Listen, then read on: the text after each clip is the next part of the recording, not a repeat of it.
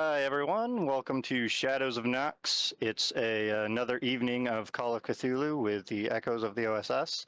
Today's stream is the Red Queen, and as we normally do, we will go around and have our players introduce themselves real quick.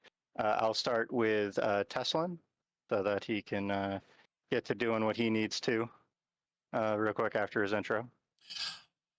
I am Teslan Kierinhawk, head of the Grey Paladin Order, and I am playing tonight Forrest Flanagan, a soldier who has been a successful bodyguard to Nora Shea, who I believe is up in this. Yes, he's up in this direction, and been the only successful bodyguard for her. But he's had a little trouble hanging on to his sanity a bit, not due to stuff she's doing per se, but he's a soldier, and that's pretty much says it all about it. And otherwise, I'm a Shadowrun GM, and if you're interested in seeing that, check out Gen Con TV Twitch channel at 8 o'clock this week, where Ava gets to fight, don't tell her I said this, but a high threat response team trying to recover an asset, a corporate asset. I do have a feeling that she'll know one way or the other. She already knew. Yeah, she's pretty smart, but yeah. That's fair. All right, Aaron, Vorrt. Hi, I'm Vorrt. I'm playing Rocco the Wrench. I've been around for a little while streaming with this group, and yeah. Classy. Is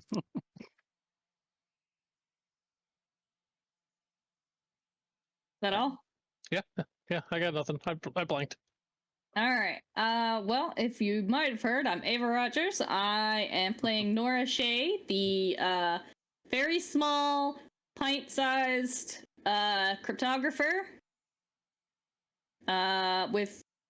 She doesn't have an attitude problem. Everybody else has a listening problem. Yeah, when you listen too closely to her, it becomes a problem.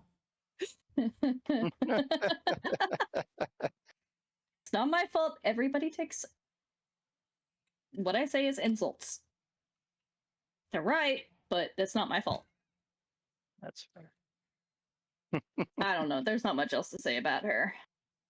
Nah. She's had some run-ins lately, or almost run-ins, that have her edging on the side of paranoia.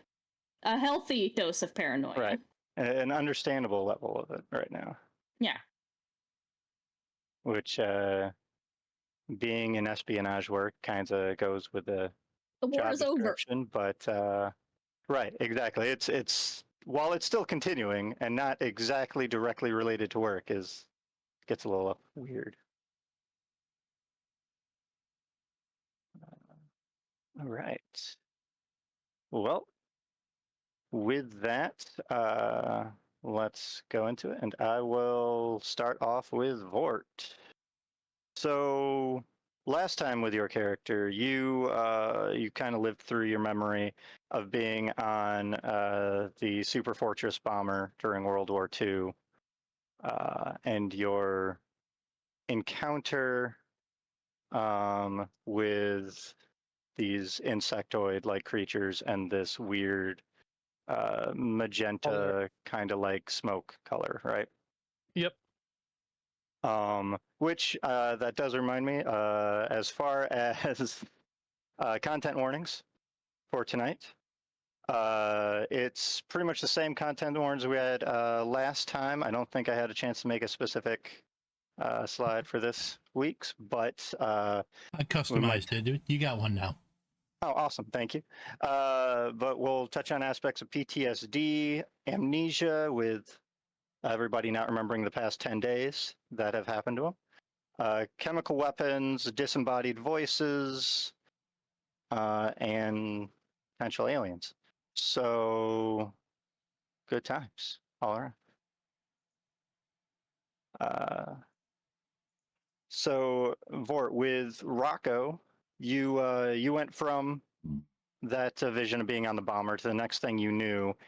It was 10 days after being in that cafe, after meeting everyone, and you are working on a stage light out in a very dry, arid area, kind of north of Los Angeles, at a movie set for a Western. And you have vague memories that you are assigned to be in this group by your intelligence unit and by the organization. But the details of a lot of it are a little vague. You do know that what you're doing right now is you're an engineer on this set as a cover, and you're here to essentially help Forrest and Forrest and Nora in their espionage work. And they are here to monitor Cherry's activities on her first job. So not only do you have to keep your activities hidden from everybody on set pretty much, but also to Cherry, technically, it seems. So. All right then.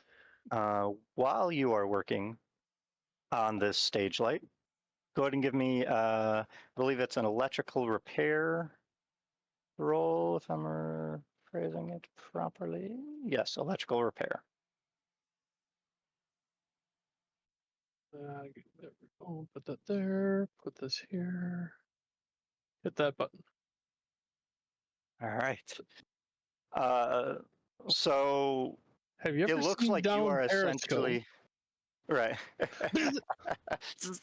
uh, Essentially, it looks like when you come to in the moment that you're in right now, that you're in the middle of fixing whatever was wrong. Like you have a couple, wires on one side, a couple on the other, and they needed to be connected together in some fashion to fix the stage light, but you don't have any memory of the specific problem the stage light had.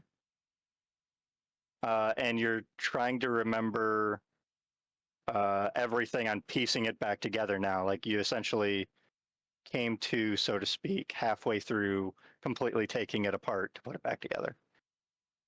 So once you come back to this reality, so to speak, it's more or less, oh, I have a puzzle I have to put together now, and I have to figure out why I'm here, what's going on, why am I doing this? Yeah, so it's a little distracting at the moment.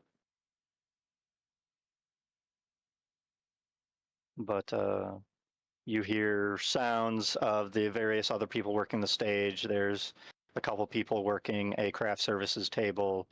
They're shooting a scene in the tavern right now, and you hear singing coming from the tavern.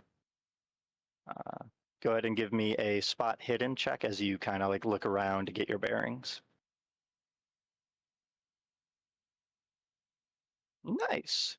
Go ahead and mark a dot next to spot hidden. I already have a dot mark next to that. All right. No, that's not going to help it any. But looking around, you see the different people. You recognize one of the actors that's right outside the tavern right now, Gene Autry, who's very popular right now as the singing cowboy in Hollywood, like the main one, who also served in the war and just recently was able to come back home from it, like a lot of other people. But you don't see where Cherry is. You assume the singing voice, since it's female, kind of sounds like that might be her. Because you know a little bit about her in the sense that she does sing, but you're not sure. and you see Nora and Forrest over by what you assume is their car, with a bunch of papers strewn about on the hood, being weighed down with rocks and everything, and they're trying to figure things out, it looks like. And it looks like Forrest is in the middle of trying to, like, Nora's kind of helping him back up from the ground for some reason. But he seems okay. He's able to stand back up without a problem and kind of catch his bearings, but they seem like they're definitely focused on something.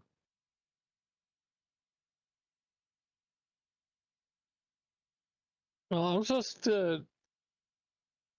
here to keep an eye on things Mm-hmm. and covers fix things. So I guess I'll still kind of keep an eye out and keep an ear out, as it were. But I'm gonna Mm-hmm. try and redeem myself from the scorch marks that are on my hands. Okay.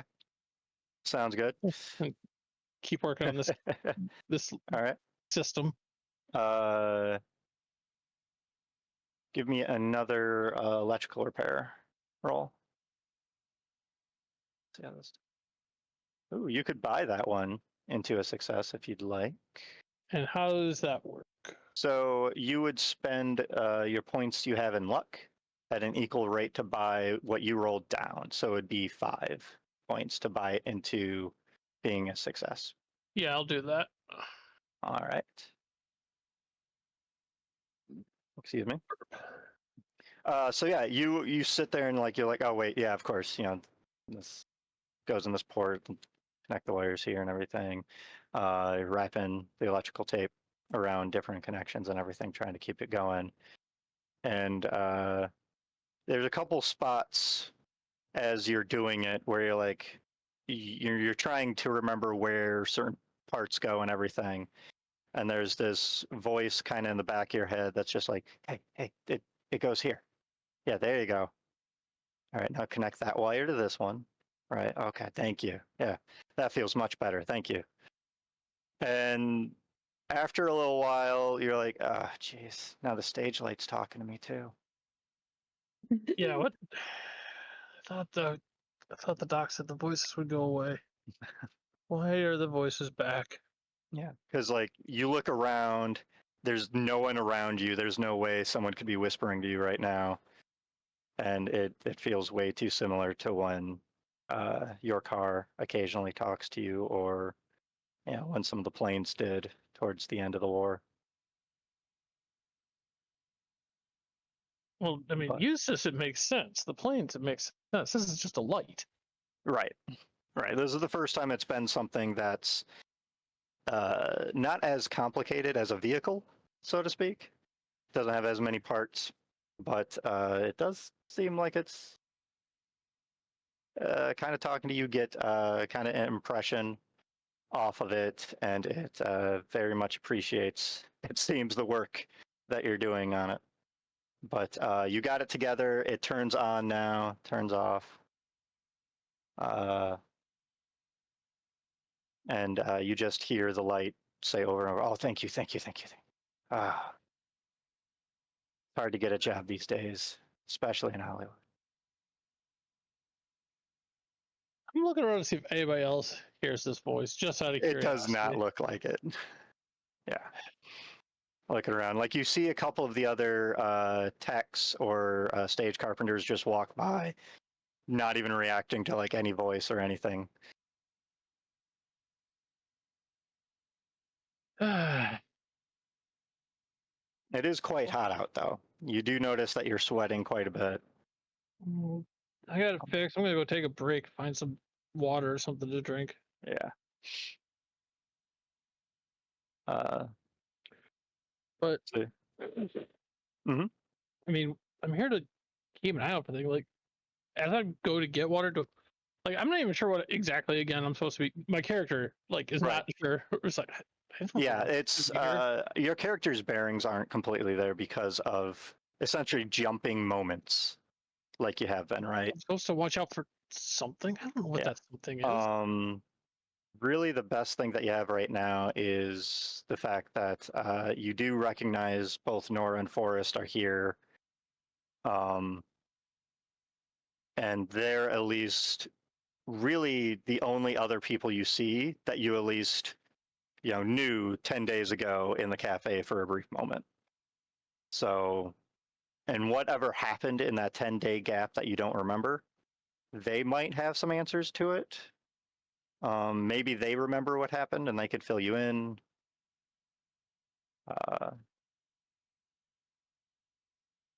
But yeah, and you do have a feeling that you're here working with them at least.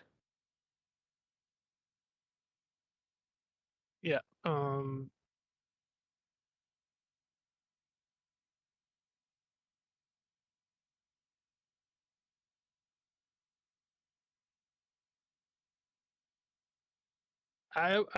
walk over to Forrest and Nora, I guess, after I get some water and be like, try and All right. get some more information. It's like, what is going on here? I'm very, very confused. So yeah, you walk over towards Nora and Forrest while they're at the car, still figuring out things with your glass of water and everything. Yep. I'm just straight up like, oh, what's going on here? I'm very, very, very confused.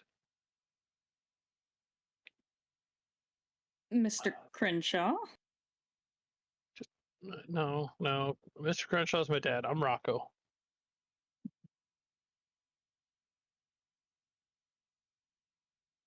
But again, like, what are we doing here? What? Last I remember, cafe, nightmare, here.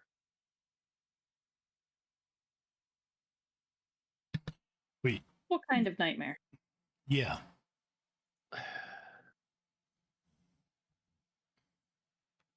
I was on the one that went to Nagasaki, right? Andrew? Right, I believe so. Yeah.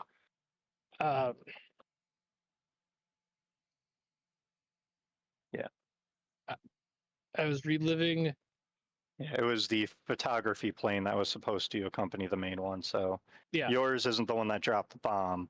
You actually completely missed being there for that event because of what you experienced, and it held up your rendezvous, so to speak. I was on the recon plane that was supposed to go to. I kind of look around just to make sure nobody else is eavesdropping. You're good. Like to Nagasaki. And Forrest takes up a shifts position, probably steps a little closer to Nora in the process. The aircraft was called the Big Stink, for those that would have known that name. But it gives him a field of vision that Rocco doesn't have, because Rocco's standing in front of us. Right. So I can cover Gives him everything. field of vision to the back of Rocco's head. Why? No questions. No questions. Don't ask why he has a big lead pipe in one hand. It's all right. This may be a difficult question to parse or answer, but did anything happen differently this time than you remember happening? That was the memory, Andrew, was 1-to-1, wasn't it? Or was it As far as 1-to-1, like what happened is what I remember. yeah, what you just kind of relived is mostly the way you remember it initially. The only difference is your slight hesitation with things, because you're like, why is this happening again, kind of thing. But that's it. Okay. Yeah. That's all I need there. So, only difference was that I knew what was happening. So, obviously when it happened, I didn't know what was happening. I was reacting. But the nightmare was what I saw. Mm-hmm. I knew that I'd already gotten through it. So it was.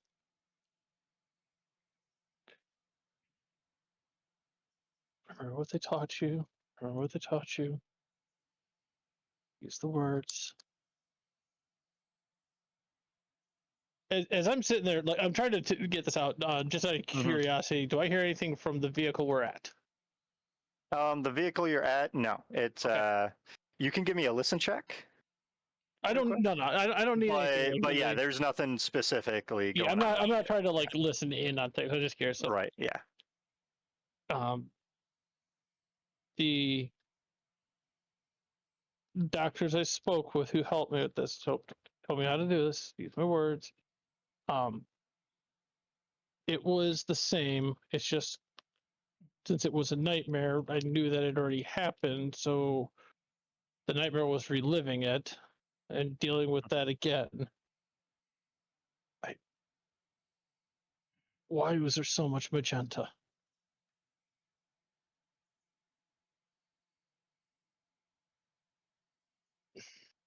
And the clarifier for the car that you have right now, that you all have, is a rental car. Yep. You all were flown out to Los Angeles and then have a rental car for your work that you're doing right now, essentially.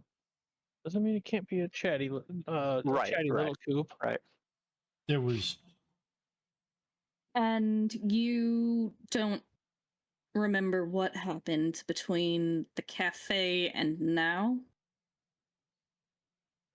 I had the nightmare in between those 2 points. Right, but I mean, how we got from the cafe to here and the 10 days between. It's been 10 days? Mm-hmm. Yes. Yep. Go ahead and give me a sanity roll with that, Rocco. I don't want to give a sanity roll.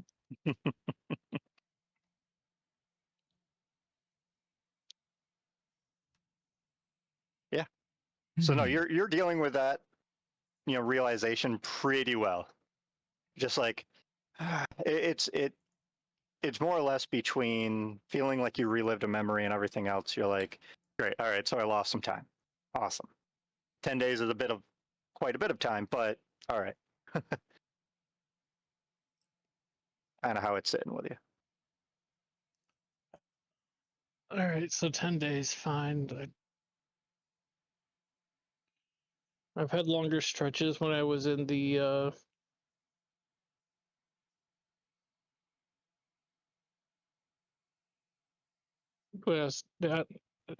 at the retreat, because that's what he calls it. He calls it the retreat. Right. So, wait, I don't even need to ask that. Nora's smarter than I am. I know she's picked up on that. Yeah, let's see. Just for edification, in my notes, I've literally just written down she doesn't push like she did with Forrest because Rocco seems a bit unstable. Mm-hmm. He's mentioned doctors and talking him through things, and if he was on there, nope, we're not gonna push. It doesn't seem related to the tome of Askin. Just basically taking mental notes of what he does say, and it doesn't seem related. So we're not gonna push. I am not a therapist. Yep. Sorry, that's just a bit of the internal workings of Nora right now. Mm-hmm. Mm-hmm. Actually, probably unrelated. I could use your help on something. Rocco. What's up? And then she's gonna like flip through the papers. While she's find flipping the through the paper, the forest kind of bristles bristles a little bit. Right. And then she'll pull out the work. Is it one of the ones that has a rock on it on the car, or is it still in your bag? We'd put those back in her bag because we were getting ready to the math ones. Yeah. Okay. Yeah, we'd put everything back, and then now that he's here and he seems to have some time because he's come to ask questions. Well, if he's got time, I can ask him my question. Okay. And she'll basically pull out the notes that Sommerfeld had her working through. All right. Yeah, Rocco, once you take a look at this, you immediately recognize it as various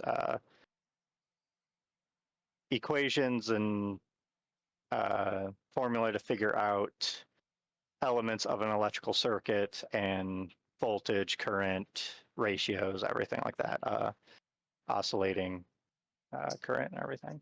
Do I Um, do I And know she'll what basically they- explain that this is something that the professor has been working on and had given it to me to check where his mistakes were. Mhm. And you can give me a physics roll with this, or an engine. Well, more physics, I think, than engineering with this one, because it's just the pure math of it at the moment. they're within sparring range of each other, so Exactly. Yeah. Yeah. Yeah. So looking at it, you're able to figure out, like, oh, okay, he accidentally, missed carrying this number over. This one's right. It's just, why is dynamite a written couple in extra here? decimal spots would probably make it a little bit more correct, but that sort of thing. The order of And you magnitude recognize wrong. that whatever this work is, it's involving Tesla coils,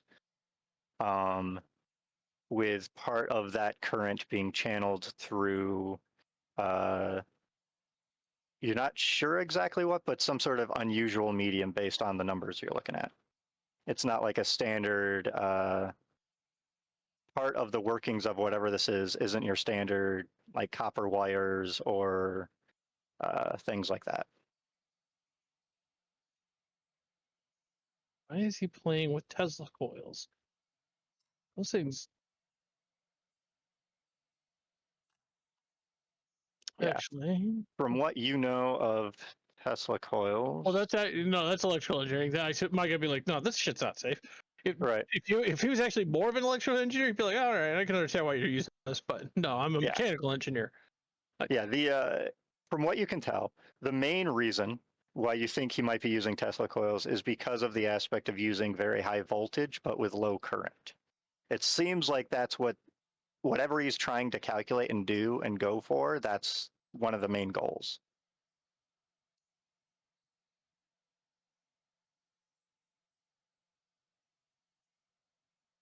Why? There's no way to tell from just the math that's on here, right?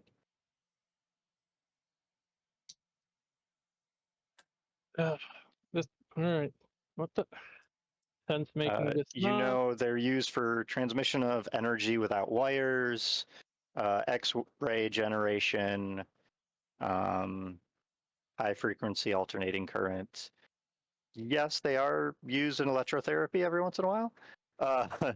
You may or may not have good memories of things like that, but yeah.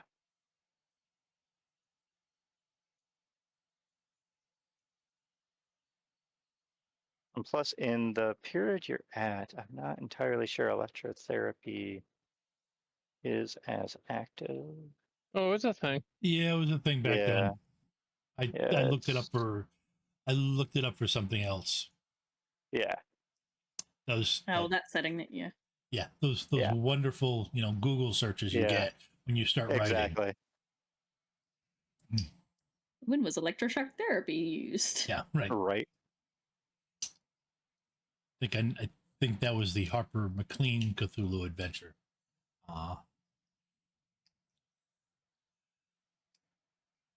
That we did a few weeks back.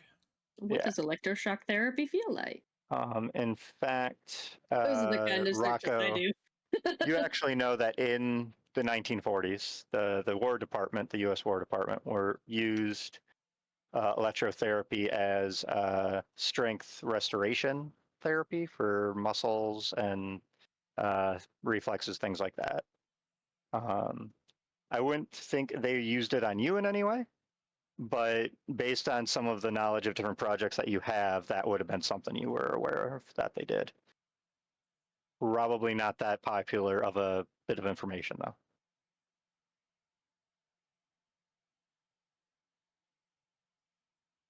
Oh, all right. Work with Tesla coils to do shock therapy.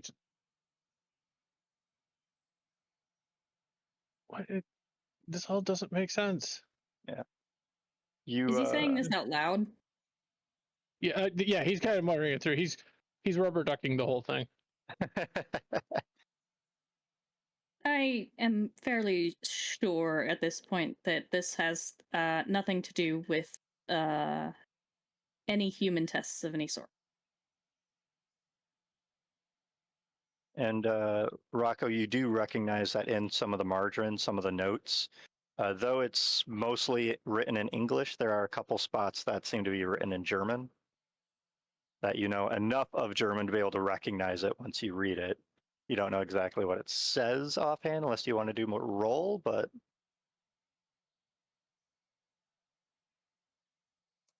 My German's rusty. Do you know what this says here? Point to a couple of the margins. Yes. She'll translate what he needs translated. I have a Okay. 70 in German. I don't think I need to yeah, roll you're anything fine. there. And it's something that it's literally just musings on it. Like some of the different notes are just like, why is this not coming out right? Like, okay, I needed this for these connections and everything. Part of and mixing the equations with some of these notes in the margins. He's definitely building some sort of device with it. That's kind of based on what you can tell is likely spanning a large space, like essentially built within an entire room. But that's based on like the resistance amounts between probably how long like wires are, things like that. That's my best guess for what I can give you on. I still can't fathom what they would be doing with this. That or the player's brain is so scattered that I've forgotten what the chat said this evening. No, it's not entirely clear You haven't been exactly what they're told. making with this. Yeah. And even Nora's only got guesses. Yeah. Pretty much the main thing is, it involves Tesla coils and somehow channeling that current and voltage or whatnot through some sort of material that you're not familiar with based on the numbers plugged into the equations. Because it's not the typical amounts of resistance to known materials that you know of. It's a personal project by Professor Sommerfeld. I was helping him look it over and discover his mistake.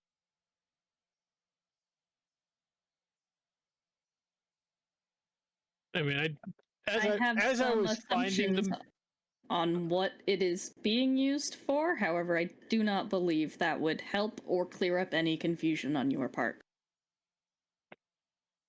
throughout all of this, as I'm going through and asking and like trying to, I have got a pen or a pencil somewhere on me, and I am. Oh yeah. I am fixing. You either had one like tucked in your ear or like in a shirt pocket or something. Right. And most of it's like, okay, no, scratch. This is the correct answer. Scratch is the correct answer. But if there's an egregious one, it's scratch. What the F are you thinking? Do this. None of it seems egregious in that sense. They all seem to be very small, kind of like understandable errors, like literally off by a couple decimal points here and there, or he literally forgot this, extra digit to carry over, that sort of thing. Nothing that was, horrendous. Whoever did this is someone that's pretty good with his math and physics and engineering and everything. He's just. Doesn't he teach physics? Yes. Okay. Yes, he teaches theoretical physics. Remember. Yeah. But he was probably just over caffeinated and overworking himself and made simple errors. And sleep deprived. Right. Which is why he asked Nora to check it over for him. It's like, I know I'm wrong here, I just can't see it. So, yeah. As Rocco looks at this further and further, he kind of wonders, since there's no like real purpose understood, if maybe this is a deal with something occultish. Like, because I remember he studied stuff like this when he was figuring out how to ward the planes. So, can I make Nora, it? you can give me an occult roll. Can I also give you an occult roll? Yeah, Rocco, you can give me an occult roll. Nora's is mainly on what you're saying. Oh wow, That's a 9. So yeah, you understand essentially. I'm sure Ava has a brief, at least some knowledge on wards and how that works, right? But you're pretty sure that's exactly what Rocco is referencing is like actual like pseudo science or magical warding of some kind. That apparently he mentioned was done to some of the planes in the war. Forrest, wards to you are like assistants. Yeah. Right. No, that's People that help other people. Yep. That's what they are to you. Yeah. I say, you remember a guy named Ward? Trainees, maybe. No, Yeah. no. I say, you It's- remember a guy named Ward? He still owes you $5. Yeah. No, I'm letting that one fall off. He's already got 3 questions for Nora. When they're alone. So Right. he's got his 3 questions. That's it. The ward thing he lets pass. If he read it in a comic book, he might have clicked. Mm-hmm. But it would have been it would have required there was a 4% chance.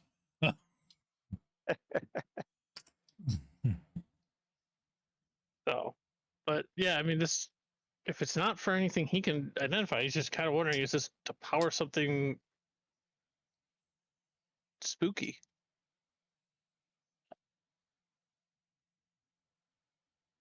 But Explaining is just gonna make her sound crazy, so she's not even gonna try. Because what she thinks is being used for, it just sounds.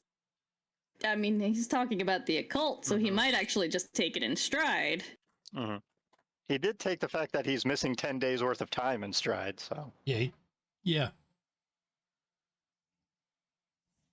If that helps your decision. No, she's well. Okay, so here's Nora's train of thought. The pros. He's already talking about the occult, and this book seems on that spectrum.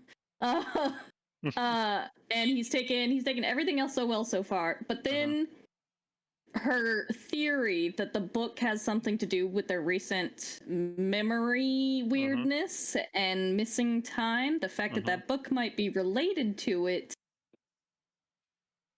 she's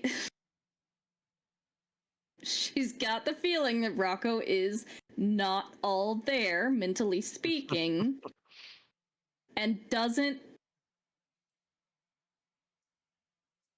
she's treating him with kid gloves as far as she is concerned. Fair. All right. So we're not going to push on that occult angle. We're just gonna thank him for his assistance. And all right. can I get leave a it at copy of these? I want to look at this more.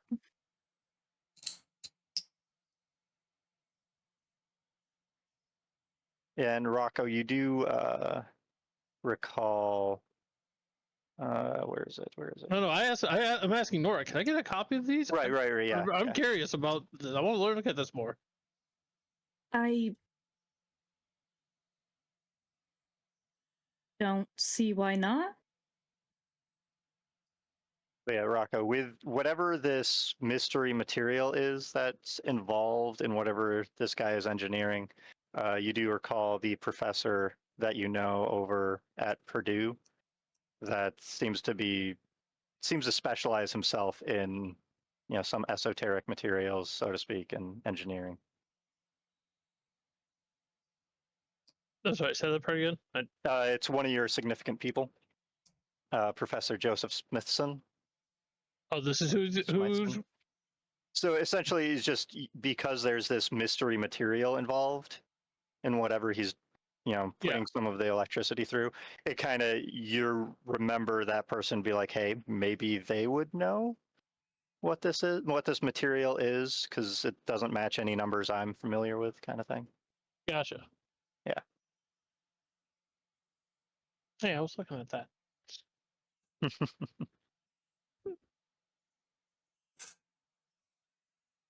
But yeah, essentially the best way to make a copy of any of this right now would be to hand copy. Well, Yeah. that's So I'm asking for Nora to trust me to tonight be able to copy this. Yes. Yes. That's fine. I mean, if you wanted, you could take a picture of it, but it's not as easy as it is nowadays, right? But it's still something you could do, Oh no, and then have the film developed. So it's I'd rather yeah, draw it on myself. I'm sure I've got drafting papers and such. right, yeah.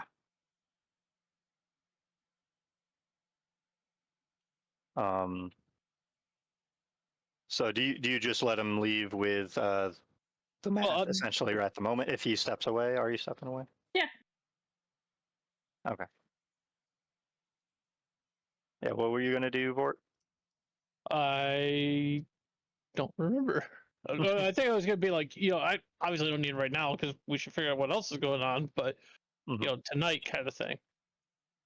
Okay. Nora was going to hunt down a phone. All right. If I think I can get a hold of the professor at the school right now. Okay. Yeah, I'm going to essentially say that there's some sort of setup or phone booth or whatnot on set, just so that obviously the people making the movie can make calls that they need to. That makes sense. Yeah, Right. they'd have to do it. So Right. there should be one over here. Good. Walk her over there, Mm-hmm.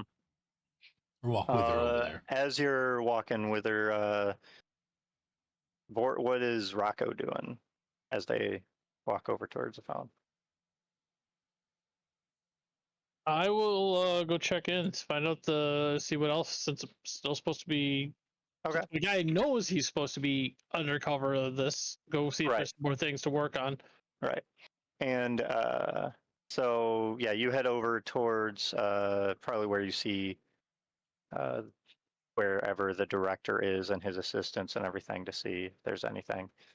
And the see if the producer is about or whatnot. Go ahead and everybody give me spot hidden rolls as you're moving about set.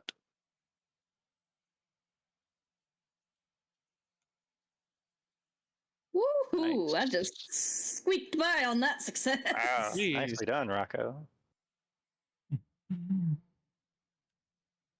And yep, knew that was coming. Yep. Forrest is focused. It's like, all right, phone Nora. Yeah. Phone Nora. That's got it. Nora's got that paranoid eye on her surroundings. Right, yeah.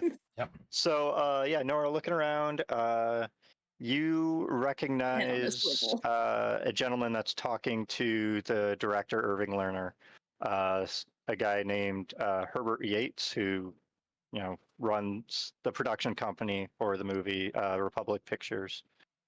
So you recognize it's got some relatively recognizable people in Hollywood right now that seem to be here, and you see that Herbert's wife seems to be here as well, which he tends to cast in a lot of his movies.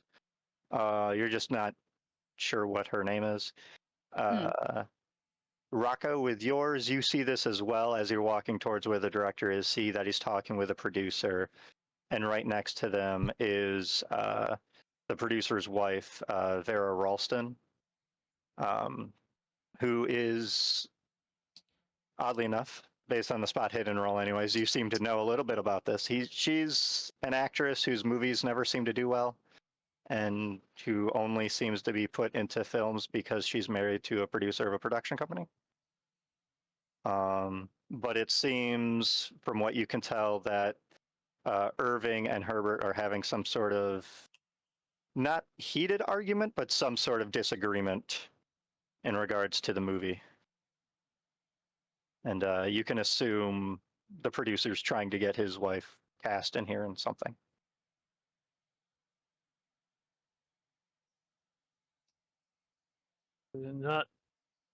Don't think it's my problem.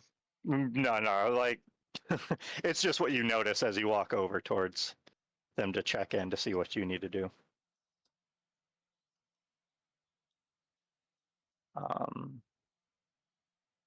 Go ahead. Do you let me see what your role or skills are or whatnot. I mean, it's a psychology role to read people. Oh, I'm not God, going to no. necessarily have you do it right this moment. See, I have some yeah. psychology, very, very little. Right. Yeah. I thought you said psychoanalyze. It's like, please no. Right. Yeah. No, psycho analysis is specifically to treat people. Psychology is knowing things about psychology, noticing things about people, that sort of thing. The information regarding psychology, psychoanalysis is actually like, therapy, running therapy, figuring out, okay, this is the kind of medication that might help, that sort of thing. I believe it's not figuring out what your crazy girlfriend's going to do. that'd be more psychology. Yeah. I mean, psychoanalysis. It made sense to me. Right. It might work though. I mean, most people have better psychology than psychoanalysis. I think it's odd anytime I've seen a character that's had it the other way, but you know. Oh, you're talking about characters. I was talking about real life. Sorry. Right. Rocco, go ahead and give me a psychology roll, actually. Because as you're walking over, like, they finish their conversation, and you see one of Irving's assistants kind of go over to him to flag him down. Yeah, I got nothing on that one. Yeah, like pretty much walking over, all that you got there for a second is, all right, the director's busy with that, I'll hold off, okay. And then right as you were about to try to ask if there was anything you could do, one of his assistants pretty much grab him and tell him he has a phone call that he might want to take. And he goes like, ugh, and like walks off before even noticing that you're there. And then the assistant looks over at you and be like, hey, sorry, can I help you? Yeah, I got the lighting problem fixed up, and I was just looking to see what else was next on the list. Okay, I'll pass that along. Right now, there's some of the guys building part of the set, the building over there, if they could use some help repairing part of it. Yeah, I'll head on over. All right, thank you. And like they mark off something on their clipboard and everything as they continue about their work. Nora and Forrest, you go over to the phone and everything. There seems to be multiple phones here. Okay. Hey, on the walk over. Hey, Nora, what kind of magnets are magenta? Magenta is a color. What? I love the connection though, because I can see it in Forrest's head. Like they're spelled similar, so they got to be root words involved, right? Oh, so that's. Yeah. I thought he mentioned something about it being so magenta. Why does there have to be so much magenta? Mm-hmm. Oh, that was okay. That was him being. Magenta is a shade of red or pink. Mm-hmm. Oh, okay. It's the frothy pink blood that happens when he stops at that point. Pointedly, when he realizes that this is not something you talk about with her. Yeah. Hey, thanks, by the way. He, I don't think he could have. I don't think he could have handled what we figured out. So, thanks from another guy who's seen stuff. You both do have a little bit of a realization. It's not necessarily all that important, but a little bit of the fact that, all right, he was stationed on one of the bombers in the war. Yeah. And you know that they do tend to do a lot of artwork on the outside of them. So maybe that's what he was referencing, but there's none that you know of that had the color magenta involved in that artwork. At least to a point that someone would be like, why is there so much magenta, right? No. There's a reason that Forrest started this with 55 sanity. Okay. Right. And one of that is because he knows what particular, when blood looks like magenta. Right. Yeah. He's already seen some things. Yeah. Right. All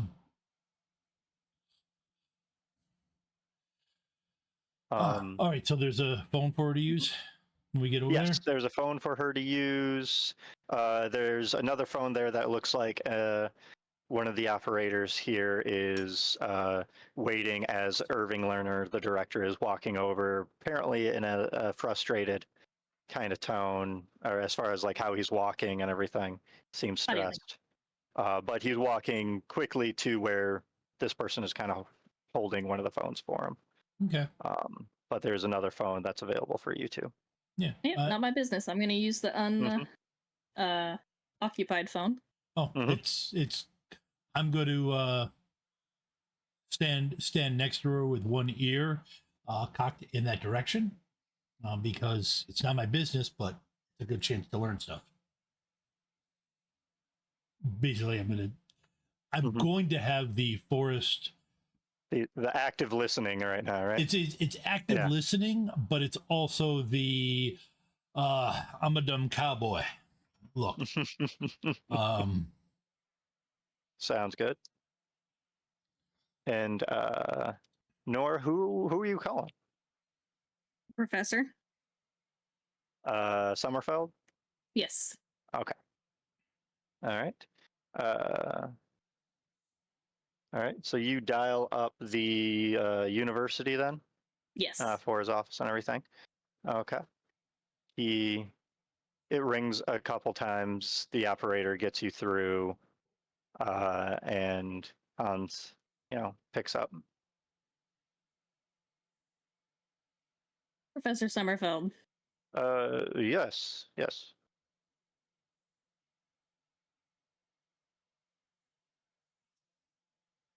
Okay. Given my history with the professor. Yeah. Does he ask questions? He's a very inquisitive type, but I guess it depends on what. Well, I'm trying to figure out how she would approach this. The question she once answered right now is, when did I give you the tome? That's right. But that's a really fucking weird question because it was like a week ago, probably. Right. It might not be entirely that weird if Nora kind of phrases it in the sense of, when it happened kind of thing, like you're trying to just remember, when that was kind of thing. Not in a sense of you have no idea, but in the sense of I know I did, I remember it. It's just I'm trying to,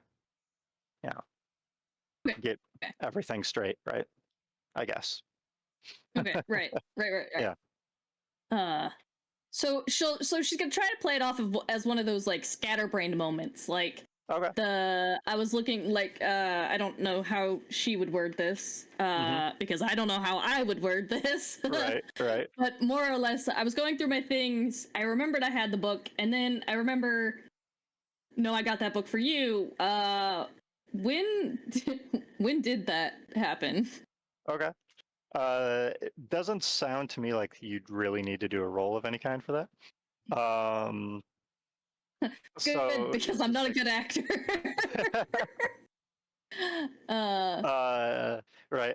It's like there wasn't really a lie or any sort of persuasion involved in it. It was pretty much the truth. It was just, straight facts. Just trying to. Exactly. Yeah. I don't remember when it happened. Was it you? Back right at the end of October. You mentioned you had some sort of odd run-in at the library and everything. Yeah, you gave it back to me pretty much the same day you went and grabbed it, I believe.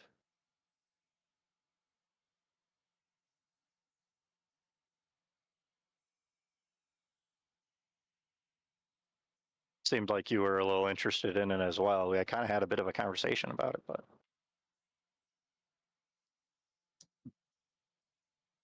why? Everything okay?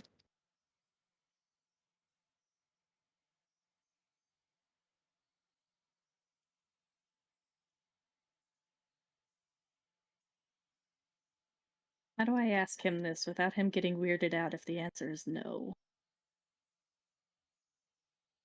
because he's had the book in his possession numerous times to the point where the school was like, "You can't check this out anymore. No, Yeah. Like you've kind of reached your limit in this time. you're monopolizing it. Stop." Right.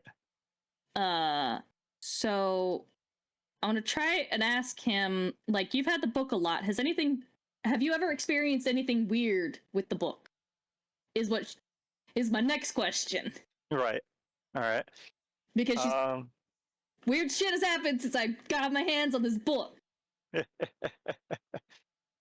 So that's what you're trying to figure out how to word. Okay. Yeah, how to word that. Because if his answer is no, right, he'd be like, "Why? Have you? Do I need to call somebody?" Right. You need. There's a good medication I know of. No. With but he that, might not because now that I remember seeing his whole board of his conspiracy board of newspaper clippings and whatnot. And the dates, the sticky notes with future dates on them that he pulled from the book, he might not think that's so weird to ask. Right.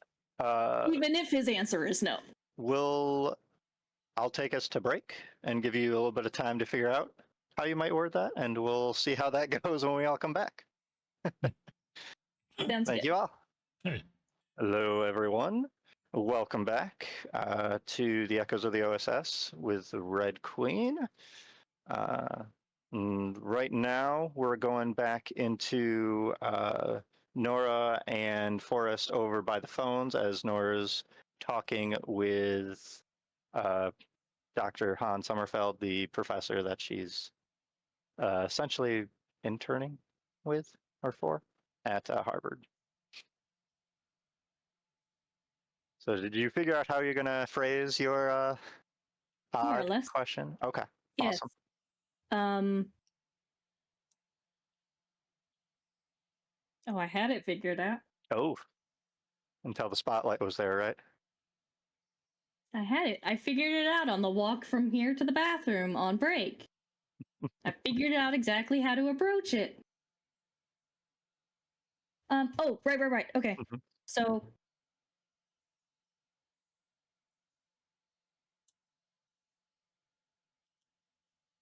oh my god. Would you like basically okay? I'm just going to explain how she approaches it and not try to put it in exact words because apparently my brain is glitching tonight. But basically she's going to start off with, so I finished the work you gave me, and so my mind has had time to wander and fixate on things as it does, and after my experience in the library with the stranger, and might bring up that conversation that happened a year ago about the Cyclops and the dates that he found within the book, and how often he's had the book in his possession. She's worried that anything odd might have happened if any, and she'll use the example of the guy in the library as a sort of like, this happened to me, have you and try and coax it out of him that way. Right. There is a loud snapping sound of Forrest had this piece of stick in his hand that he was just, using to keep busy while he's waiting there with her. Right. Yeah, fiddling with. And she goes into that and it gets crushed. And a loud snap is heard. Irving Lerner, who's on a phone conversation, just a little bit away, like is even startled and stops. Goes like, kind of shakes his head a little bit and goes back to his phone call. Let's see. Nora, anything weird with the tome? I mean, other than the fact that it seems to conduct electricity, of course, which we already talked about. Did they? But what was that? Did they? According to what he says, you did. When, you're not exactly sure. But but no, I mean, I still have the book. It doesn't seem to be anything strange. I know a couple of times when I checked it out before, I got a little paranoid about being watched. But I always kind of just assumed it was, you know, people from the U.S. government that are probably keeping an eye on me, right? But no, I mean, nothing really to worry about. I do. Let's see here. Where? I'm sorry. Can Yes. you remind me what we talked about the book conducting electricity? I didn't take notes, and some of the details are fuzzy. Oh, yeah. With the book. Yes. Why not? Yeah. Well, I guess what questions did you have? But it has something to do with the work you had me looking over, right? Oh yes, yes. Do you have any of those numbers, by the way? That you checked over? Did things look okay, or were you able to find what I missed? Because I'm sure I missed. Yes, I had help from one of the electrical engineers on staff here. Oh, Were able to help me yeah. figure it out. Yes. But hey, that works. Yeah, Once I yeah. realized what I was looking at, it would have been helpful for me to know when you handed it Oh to yeah, me that yeah. it was electrical. I probably should have led with a little bit more information, and I'm sorry. Uh, Sometimes I get a little too caught up in what I'm doing. Um, but yeah, would you be able to actually tell me those numbers over the phone real quick?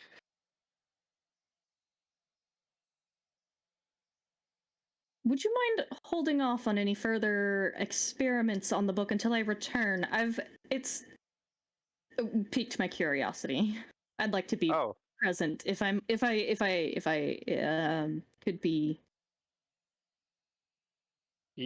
I mean, I've still been doing things with it the past week or so. Kind of in the middle of doing some things with it, but Well, yeah. I mean, I guess I could wait and everything. Just, do you know when you might be back? do I know? Not really. I mean, you assume sometime next week, probably, maybe earlier. Like your hope is this isn't going to take that long. Hopefully by next week sometime, or sooner. I hope. Okay. Yeah. You don't have to put anything on hold on my account, but nothing's different this time. The book is. Yeah. When you come back, I might be, you know, kind of off site, so to speak, with a university, working on the project. I'm gonna the rest of this semester. I'm having actually one of the other professors kind of take over for me because I want to be able to focus on this project. Um, but I actually met someone that's helping me with it, which she's very nice. But That theoretical physicist that I don't remember her name. oh yeah, that I'm with now. Yeah. It's, let's I was just looking over those notes from last session. right. Yeah, Eve Whitley. I don't know if you've heard. She's written some papers. I believe she's a doctor, of course, PhD. But yeah, you know, things are going good. She's helping me out quite a bit with this project, so that's nice. But yeah, I'll leave you information as far as where I am and everything. Come that time, I'll try to send you, you know, letters to keep you updated. Just so that when you do get back, you'll at least have it in your mailbox in some way, right?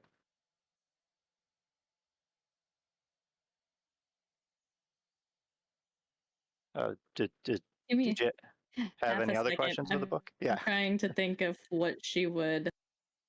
Uh,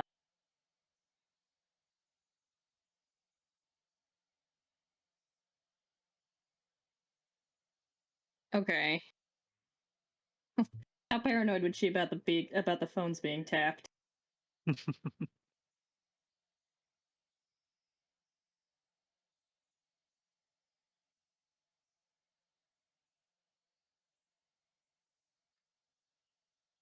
I need to flip this going. How paranoid would she be about that fact? Nope, not mentioning that over the phone. Okay. All right. So, she'll, yeah, basically just in the conversation with all the pleasantries. Thank you. I'll let you know. I'll see you when I get back. Kind of. Bleh. Okay. Yeah, thank you. Yeah, do you have those numbers? Oh, yes. Okay. Yes. Yeah, you just relay Yep. what the formula came out to and everything. Yep. He's jotting it down and everything. Like, okay, all right. Yes, of course, I missed. Okay. Like, thank you very much for doing that. I'm really excited with what I'm working on, and honestly, I can't wait to share it with you. It's probably going to change certain elements of physics as we know it, but yeah. Well, I do have to get going then. Was there anything else? I guess you good with everything you're doing? You're on a movie set, right? Yes. Yes. Yeah. I'm not involved in any way. Oh, okay. Well, yeah. I'll see you when you get back. Yes. And with that, he, you know, says goodbye in German, which I forget right now what that is. I know Guten Nacht is good night, but Right. yeah. But yeah, he does it, hangs up. Forrest, go ahead and give me a listen check while you're standing there during this conversation. I mean, you pretty much hear everything of Nora's side of her conversation. Yeah, but I've developed the skill of being able to listen to Right. everything Nora say, pick up the keywords I need to, and Right. and then listen to another conversation at the same time. Exactly. So the conversation you are overhearing Irving Lerner is having, everything, like, he answers the phone and goes like, yeah, what is it, Arthur? And you're on your way here? Why? I mean, yeah, I guess I could have you held up in the hotel for tonight. You're just going to be passing through the area, and okay. Just need a spot to stay. Okay. But nothing. You okay? You sound a little out of breath. Everything's fine. Okay. But yeah, of course. I mean, I got a lot of people that are here staying in the hotel tonight that's nearby, so I will just meet you there. And he like gives the address, which is the address that pretty much everybody that's involved in the movie right now is being held up at after production for the day to stay Okay. for the night. All right, but I can hear the time they're going to meet and where they want to meet. Where he's Yeah, it'll be at meeting. the hotel. It'll be pretty much the same time everybody gets back to the hotel. Okay. So it's a matter of making sure I get there Right. early enough so I can set me or Rocco can get set up wherever it is and be able to spot. Right. And probably Rocco because he doesn't have my my movie star looks stick out a little bit. Right. Yeah. And with that, he hangs up the phone and everything. Yeah. Thanks his assistant and looks over at you and be like, thank you for that scene earlier. That's one of the few things that seems to be going right today. And he turns and just walks off. Happy to do it, sir. Yeah. Standard response when an officer compliments you.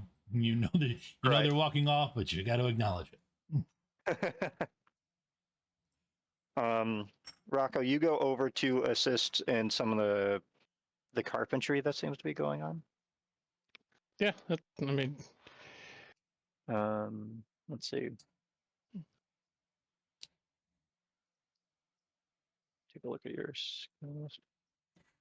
I mean, it's just mechanical engineering, right? Like, it's probably more mechanical repair. In that sense, it's not like necessarily mechanics, but it's Right. structure, that sort of thing.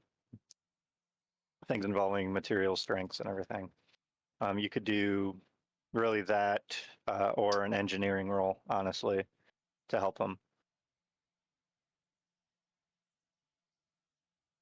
But yeah, they seem to be rebuilding part of a set, essentially making a duplicate of one, while others are, rigging pyrotechnics to one of the other ones. So they're planning to do some sort of effect for the film and everything, and they're in the process of trying to duplicate the way that looks in case they have to do it again or whatnot. And there's some guys that are, dyeing the wood and everything that they're using to build this, kind of yellowing it to make it look a little bit more aged and everything with the sun. But you can go ahead and give me a roll depending on what you want to help them with. Actually, I think acid does that. Which, Yeah. considering the level of workplace safety, I'm sure they wouldn't be using acid. Yeah. like I might use some light acid for certain things, but then like just dye it a color so it looks. Listen, you Yeah. really want that natural, sunset across the plains? Like, you got to use some Agent Orange on this. It's all good. Right. Yeah. I mean, Right. If the people applying it aren't getting cancer, it's not 1950s. Yeah. I'll do a mechanical repair. Help them. Okay. Oh, extreme success. Wow. Okay. Yeah. You're able to not only help them duplicate the piece down to where it's difficult even for them and you to tell the difference between the two, other than the fact that one's rigged and one isn't, right? Mm-hmm. But you're able to help them with the rigging of the other one to add a little bit more safety based on the effect that they're going for with it. And you recognize that they're just using a standard aniline yellow wood dye to get that kind of look to it, which it's used in a lot of various materials, mainly like clothing dyes and everything, but it can be used to dye wood and everything too. It's kind of a common one.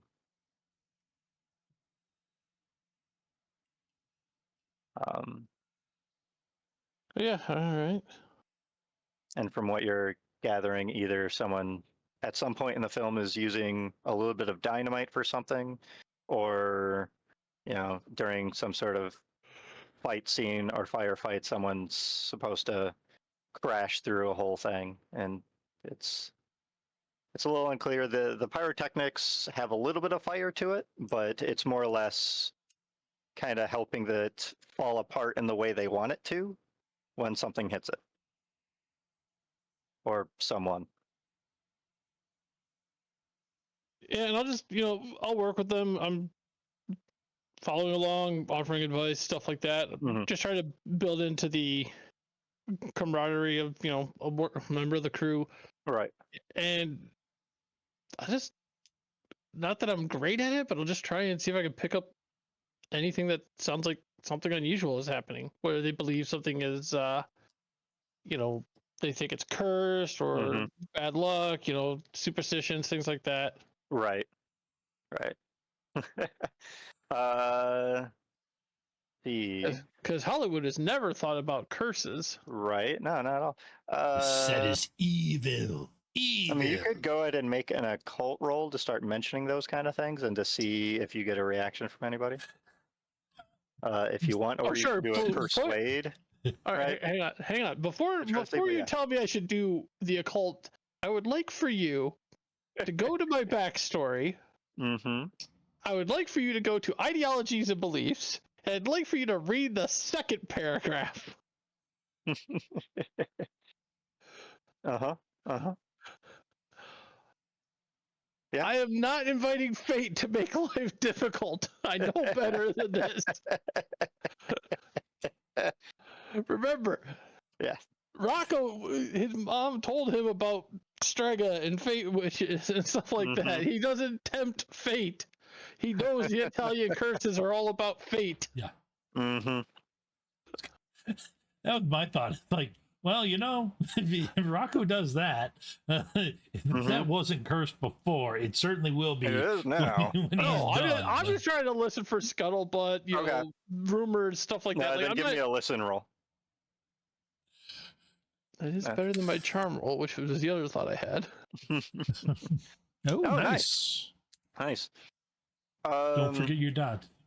There's no I have many dots. curse that people seem to be talking about in a supernatural sense. It's more or less the only thing that people are using the word curse in regards to is with Vera Ralston and the fact that they don't see her as a good luck sign for the film.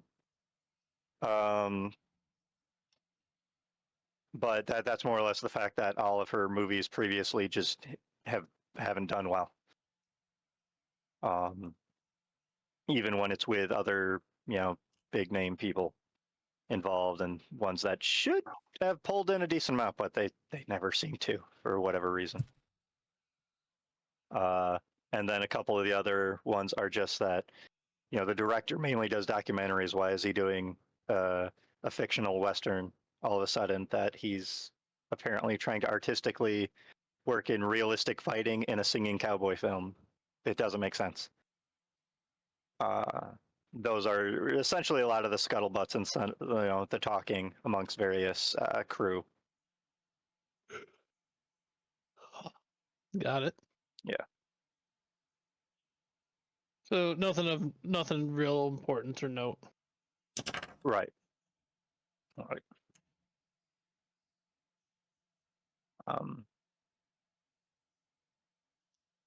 And nothing too specific or anything necessarily. Yeah, it seems like most of the filming is kind of wrapping up for the day.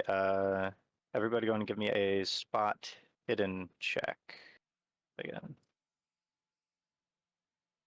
All right. Wow. Ooh. All right. So Nora, you're the only one. Paranoid. Right. Yeah, Forrest and Rocco are clearly too busy, too focused on certain things.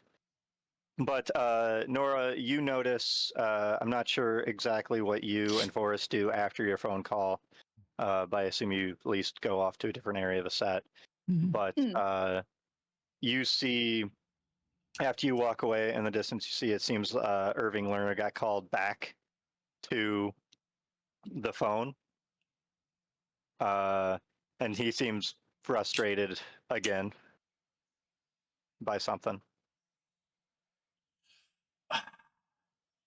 But it's probably while you and Forrest are talking about. Yeah. Well, actually, I didn't see it, so. Right, you didn't see it, but you might be talking with Nora right now while she kind of sees it like over your shoulder. Okay. I'll leave it up to you two what you two were talking about in that moment. Yeah, that's fair, but she spots that. Yeah. Remembers he was on the phone earlier, and Forrest was right there, and she knows Forrest by this point. Right, yeah. And you weren't able to pick out what his conversation was because you were focused on yours, right? Yeah. But no, definitely. But I know Forrest probably caught something, and I know his name is on that list. So immediately in the middle of whatever conversation they might be having, just if she's speaking, immediately mid-sentence, if he's speaking, she cuts him off right that second. And she spots him on the phone again and aggravated by something. What did you catch of Irving's conversation earlier? He's meeting with somebody on the list. Arthur, well, a guy named Arthur is showing up. I didn't hear the last name. He's putting him up at the hotel. She'll sort of like half nod towards the phones. I'll turn around and look and say, I'm gonna do the dumb cowboy offering the boss help thing. I'll be back. And then he turns around and makes his way over to the director. When he gets up and he's in the director's eye line, he does the like he kind of gives you the one finger, like give me a second kind of thing while he's talking on the phone. Yep. Like, yeah, I would nod. You need help with something, sir? One second. What was that, Eric? Yeah. All right, boss. Yeah. What's her name? Elizabeth? Okay. Yeah. Tell her to go to the hotel, and I guess I'll help her as well.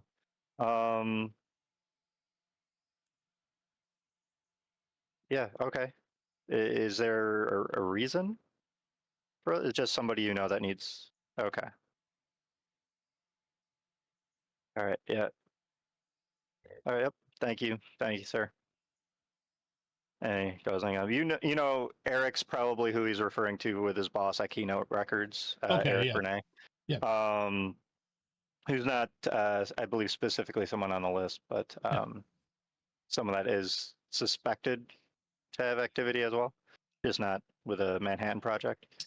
Elizabeth, you're not too familiar with, but before Irving, addresses you as just like, apparently I'm becoming a halfway house. Well, what is it, Forrest? Just saw you were, yes, sir. I just saw that something was up, and I'm between stuff, so I was gonna offer. Did you need help with something, sir? I don't know. Things are getting a little weird. I mean, we're just packing up. Okay. For the evening, we're all gonna head back. I think your cherry's right, so just make sure everything's good and safe with her. Yeah. If she asks, she did a great job today. Okay, I'll be happy to tell her. Yeah. All right. You have a good night, sir. Yeah. Well, I mean, I'll see everybody at the hotel. Okay. All right. Yeah. And he goes and starts packing up his stuff. Everybody else starts kind of closing the set and everything. Rocco, you're helping the various tech and crew members kind of close up the different spots of the set for the day, covering things up since it is an outdoor set, to just in case weather doesn't agree with everything, that things are as good as they can make it.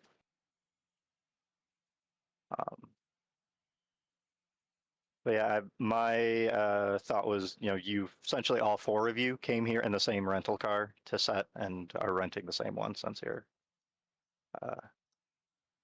yep. The rental is being covered by the same agency that you all secretly work for. Right. But yeah. I'd make my way back to Nora and as we're walking back to the car to wait for everybody else, because I already got my stuff on me. I'd tell her what I heard him say, and the crock about being part of a halfway house now. So if they're actually doing something, they might be arranging a meet here. Just making him have everybody bill it, everybody.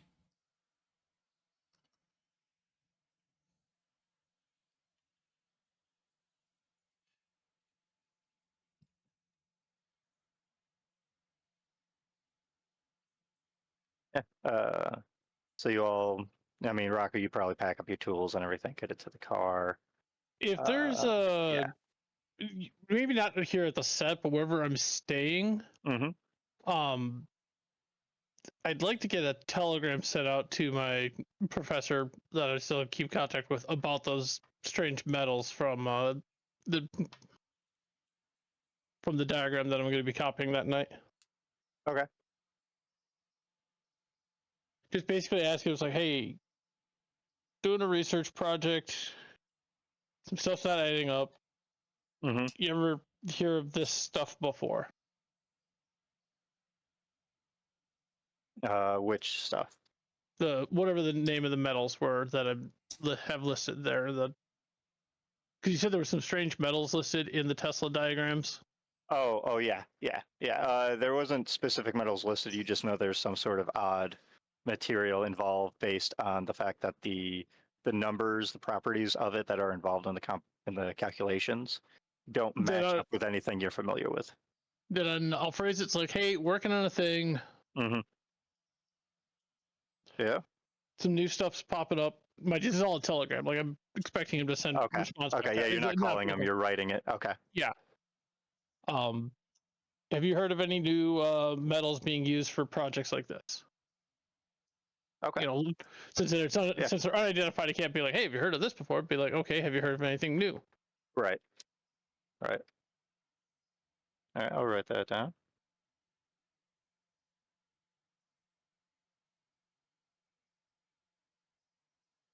But yeah, send that telegram out saying just send back here next day or two. Okay. Sounds good.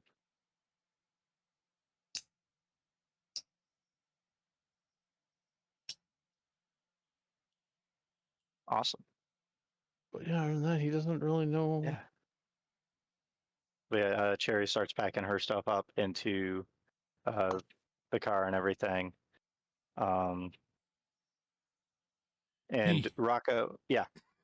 I make sure to pass along Irving's compliments to her. Yeah, I was talking to the boss, Mm-hmm. and he said you did real good. He's gonna shoot for it seeming like, you know, he's gonna shoot for it's. Nah, actually, he's gonna fail at trying to seem like that. You know, he was farther up on the food chain than she is. Gotcha. Yeah, failed. Yeah. That works. I'm sure Christina will have fun with that. Yes.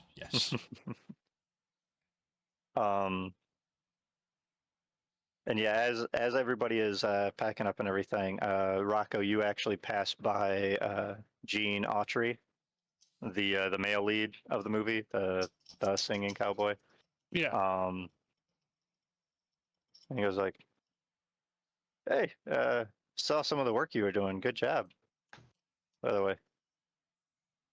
You In this timeline, is he that famous at this point, or is he just becoming? yeah. I mean, let's see, he has a record deal since 1929.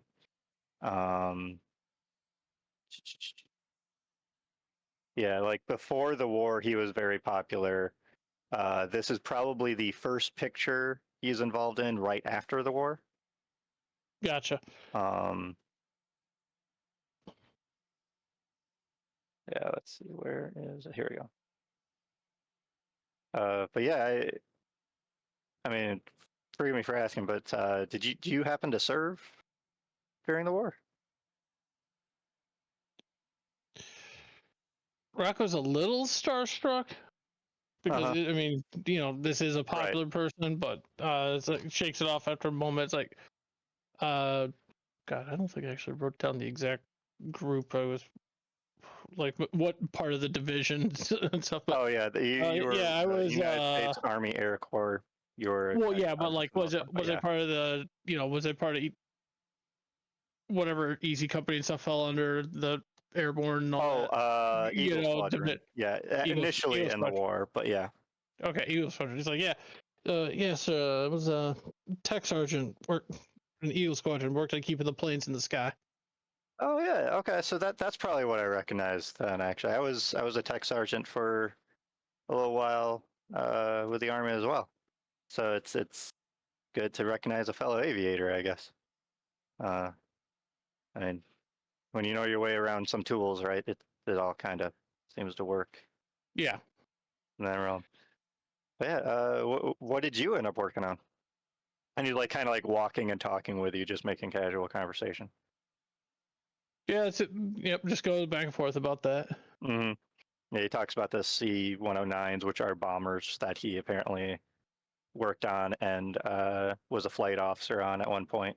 They were the usual bombers. They weren't quite the super fortress bombers that you started to work on, but Yeah. But no, I explained him, worked on the bombers, keeping things,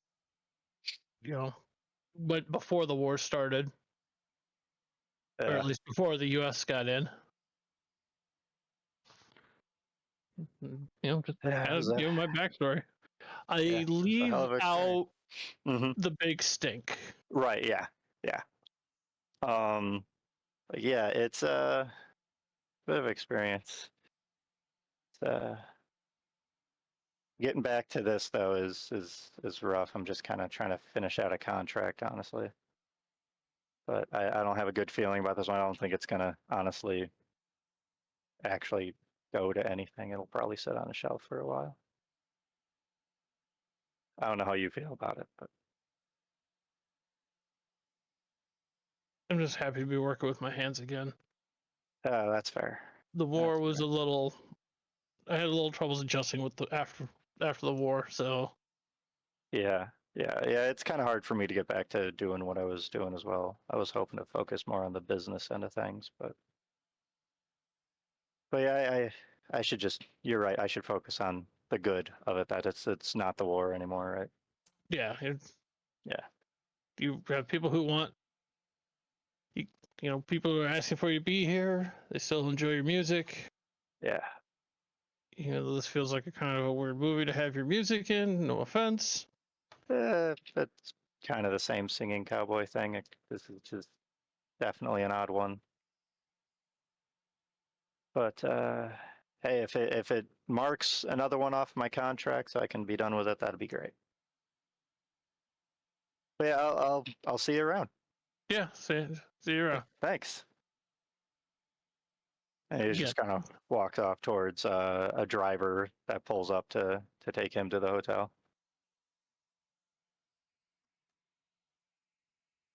And you all, meet at your vehicle and everything. Cherry's already in it, ready to go. Not sure which one of you all are driving. Me or Vorrt, depending, or me or Rocco, depending on which one of us gets there first. Yeah. My drive skills are decent. It's 30. It's not terrible. No, mine's 50. Yeah. I'm not pulling no bootlegger shit through the alleys of Chicago or anything like that, but I can get a vehicle around unfamiliar So I'm assuming Forrest is probably the main one driving, right? But yeah, is Nora doing anything specific or just waiting in the car, essentially? Just waiting. Okay. Then yeah, you all get into the car, head to the hotel. Probably trying to figure out if she could trying to think of a means to convince Forrest to let her return ahead of him, and then immediately, like, mentally scratching out that idea. There's no fucking way that's gonna happen. Fair enough. Yeah. Yeah. So you get to the hotel. You all get shown to your rooms and everything.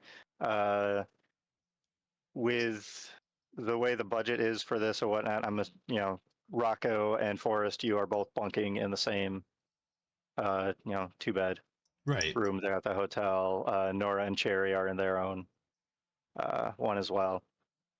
Near each other or in different wings? It's one of those hotels that's close to the highway that all the doors leaving the room go outside, right? So it's a motel. Right. And I mean, you're in the same general area as each other. There's probably maybe one, maybe two rooms different, but not much. Okay. No, just so he'd Yeah. know which way he has to like listen and hear and Right.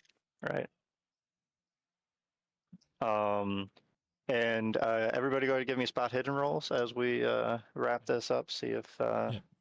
I would once I we get a get chance to notice something. once we get back, it would I would probably try to drive a little fast to get Mhm. back quick, especially if Cherry showed up, so that we have Mhm. the chance to spot Right. spot all Nice. of the border, all of Irving's Mhm. borders that he's got. Yeah. Yeah. Um, So it'd be easy if it's a motel. It's just a matter of you exactly, yeah. Like you sitting see out on all the the different thing. people pulling in. Yeah. A lot of people are pulling in around the same time. Right. Forrest, you do spot the director talking to a gentleman kind of off to one end of the motel, around the area of the director's room or whatnot he's staying in. And like you kind of squint for a moment and everything, try to see as good as you can from the distance, but you're pretty sure you recognize the Arthur he's talking to from the pictures in the file as Arthur Adams. Okay. No, that would be enough. And What about Irving is Elizabeth? just like opening the door to his room, to the director's room there Ah, at the motel, and letting Arthur in to pretty much stay in the same room with him, apparently for the night. okay. What do I spot Elizabeth? You don't see Irving meeting with a woman quite yet. But you did positively identify Arthur Okay. as meeting Irving there, and like as Arthur like looks around and everything, he seems like he's a little paranoid. No, I'd Like he's seeing if he was followed in a way once he got no. dropped off from a taxi. I'd be doing the long lanky cowboy sitting out in the chair, Yeah. back, hat tipped down, so just Yeah. enough so I could still see. Okay. I can roll stealth if you want, but pretty much just bless you. Excuse me. Sticking just to stick around, just so that Okay. he looks like a guy just sitting out on the front enjoying the shade. Okay. One of the things that you also notice after their little interaction is there's another vehicle here that based on your recollection of everybody so far in the production, the vehicle doesn't belong to anybody that's here for the movie. So they're checked into the motel for some sort of other means, and they weren't checked out here or checked into the motel yesterday. Okay. But other than that, there's nothing too descriptive or whatnot about their vehicle necessarily. It's just a typical four-door sedan for the Tags era. that I can see, or No bags that you can see. You do No. see like kind of a little bit through the shades of the window that they have. They have the curtains kind of closed, but you see shadows of two people in the room right next to where that vehicle Okay. is. No, I meant tags on the car for the. Oh, tags on the car. Gotcha. Let's see. Actually,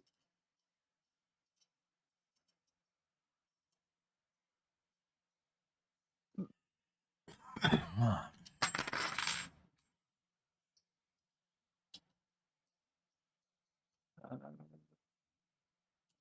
where does it say?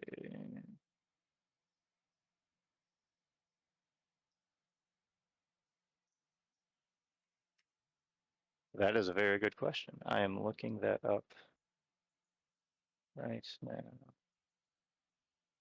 Actually, because it would be from a specific spot. I don't believe a local one. Okay. Yeah. Okay. There were license plates back then. Chicago. So it'd be an Illinois An Illinois. based license plate. Say it like you're from Michigan and Yeah, Illinois. which based on Illinois, like you can probably piece together Chicago based on the fact that Keynote Records is in Okay. Illinois, based out of Chicago. So that's the best tie you could figure for that vehicle being there. Okay. A lot of the other vehicles here are like locally either rented or owned from California plates, that sort of thing. And the two figures that you see, because you got a hard success, I believe, in through the curtains, they both look like two male figures that are rather broad-shouldered. Ah. Male in the room. Okay. And with that, I think I'll call this for the night until we can go to our next session and see what happens with a motel. Sounds good. Yeah. Yeah. So looking it over, it looks like we'll be back again next week, right? Yep. Yes. The 22nd for our next installment of Echoes of the O.S.S, and we'll get to see who these two broad-shouldered gentlemen seem to be from Illinois.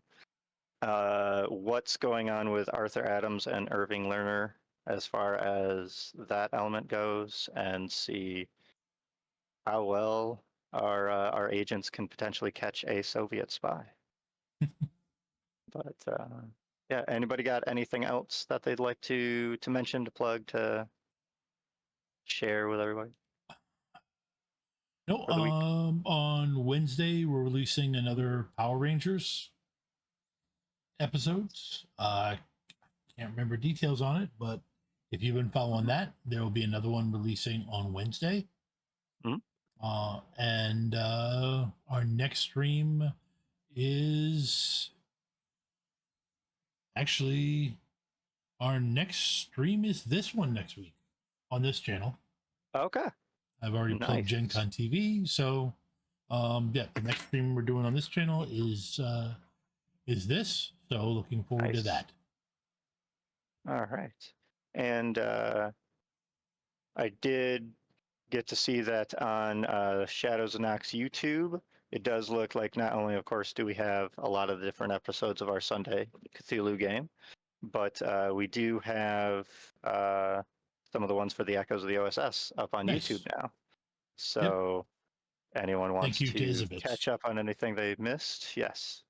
Heck Seems like you did a lot of work, which is awesome. All right. All right.